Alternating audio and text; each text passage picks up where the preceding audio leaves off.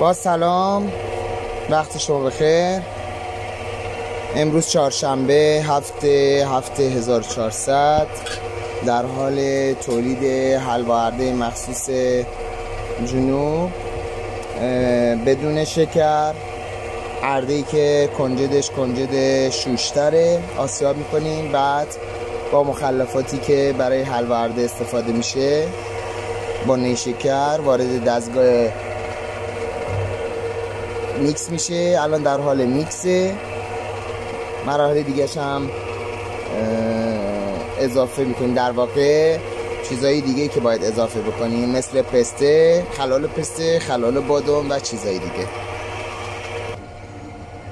این پسته‌ایه که میخوایم آسیاب کنیم و نیمکوب کنیم و بریزیم داخل حلوا اردمون.